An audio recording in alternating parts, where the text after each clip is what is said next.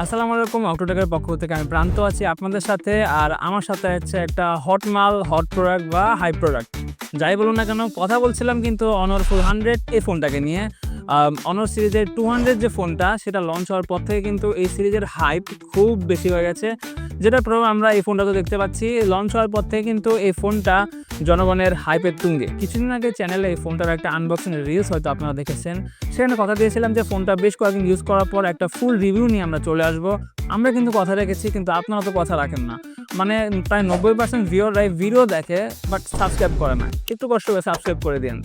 যাই হোক, ফুল রিভিউতে চলে যাচ্ছি। ততক্ষণ পর্যন্ত আপনারা এই ফোনটার কিছু সিনেম্যাটিক ভিউ দেখতে থাকুন।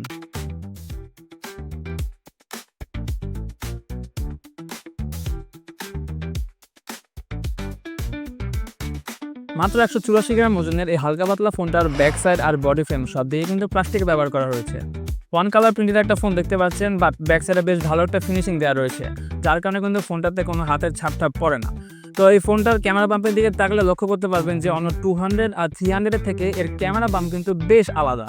তিনটা ভ্যারিয়েন্টে এই ফোনটা লঞ্চ করা হয়েছে, যাদের মধ্যে আমাদের হাতে আছে ব্ল্যাক কালার ভ্যারিয়েন্টটা। এই ফোনটা কিন্তু IP66 রেটিংয়ের, যার কারণে এটা ডাস্ট অ্যান্ড ওয়াটার রেজিস্ট্যান্স। 120 হার্জের রিফ্রেশ রেট আমরা বেশ ভালোভাবেই পাচ্ছিলাম ফোনটা থেকে। মাল্টিটাস্কিং বা অ্যাপ ওপেনিংয়ের সময় কিন্তু তেমন কোনো ইস্যু আমরা লক্ষ্য করতে পারিনি। তো ফোনটা থেকে আমরা হাই ব্রাইটনেস মোডে 5000 নিচের পিক ব্রাইটনেস পাবো। আমাদের এক্সপিরিয়েন্স বলে যে day to day life use করার সময় কিন্তু আমরা এর থেকে সর্বোচ্চ গেলে 1800 নিচের মতো ব্রাইটনেস পাবো আর কি, হুইচ ইজ কোয়াইট গুড। মানে আমরা একদম প্রখর রোদে ইউজ করার সময় কিন্তু এই ফোনটা থেকে বেশ ভালো একটা রেজাল্ট পেয়েছে। ফ্রন্ট ক্যামেরা দিয়ে তাকালে আপনি লক্ষ্য করতে পারবেন যে এদের কিন্তু বেশ ন্যারো বেজেল দেওয়া হয়েছে। এর স্ক্রিন টু বডি রেশিও হচ্ছে 90.3%। ফুল এইচডি প্লাস রেজুলেশন থাকায় নেটফ্লিক্স, অ্যামাজন HDR রান করতে পারবেন। অ্যামোলেড প্যানেলে 1 বিলিয়ন প্লাস কালার সাপোর্ট থাকায় ভিডিও স্ট্রিমের সময় কালার রিপ্রোডাকশন আর শার্পনেস বেশ ভালোই পাওয়া যাচ্ছিল। ওভারঅল ডিসপ্লে বেশ ভালোই, মুভি স্ট্রিম করে এক্সপেকটেশন অনুযায়ী বেশ ভালোই রেজাল্ট পাবেন। ফিঙ্গারপ্রিন্ট সেন্সর হিসাবে আন্ডার ডিসপ্লে ফিঙ্গারপ্রিন্ট রয়েছে, যেটা বেশ ভালোই ফাস্ট কাজ করছিল। এছাড়া ফোনটায় আয়ার ব্লাস্টার রয়েছে, বাট কোনো 3.5mm হেডফোন জ্যাক নাই, থাকলে পরে ভালো হতো। যাই হোক, ডুয়াল স্টেরিও স্পিকার থাকায় এই ফোনটার সাউন্ড কোয়ালিটি কিন্তু বেশ ক্লিয়ার অ্যান্ড লাউড। ফোনটার ক্যামেরা বাম্পে দেখা যাচ্ছে যে দুইটা ক্যামেরা রয়েছে, যার প্রথমটা হচ্ছে একটা 200 মেগাপিক্সেলের প্রাইমারি লেন্স। এর পরবর্তী ক্যামেরা হচ্ছে একটা 12 মেগাপিক্সেলের আলট্রা ওয়াইড ক্যামেরা। 200 মেগাপিক্সেলের ক্যামেরাতে 1.4 ইঞ্চের একটা বড়সড় সেন্সর ইউজ করা হয়েছে, যার কারণে এটা বেশ ক্লিয়ার কাট পিক তুলতে পারছিল।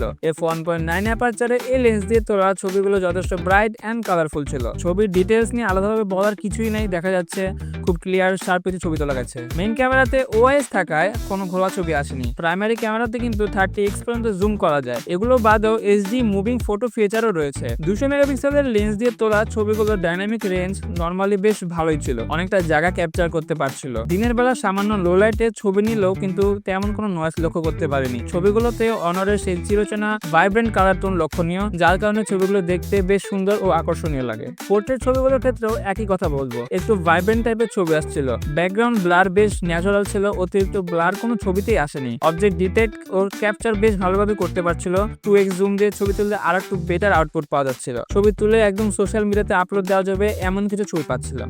এরপর লো লাইটে নাইট মোড দিয়ে কিন্তু বেশ ভালো করে ছবি পাচ্ছিলাম। ফ্রন্টে রয়েছে 50 মেগাপিক্সেলের একটা সিঙ্গেল সেলফি ক্যামেরা। ফ্রন্ট আর রেয়ার দুটা দিয়ে কিন্তু 4K তে সর্বোচ্চ 30 fps পর্যন্ত ভিডিও করতে পারবেন। লো লাইট থেকে হাইলাইট এরিয়াতে পুশ করলে কিন্তু এক্সপোজার ছেড়ে দেয়নি। জুম ইন আর জুম আউট অতটা স্মুথ না হলেও অ্যান্ড্রয়েড ফোনগুলো বিবেচনায় বেশ ভালোই আউটপুট দিতে পারে।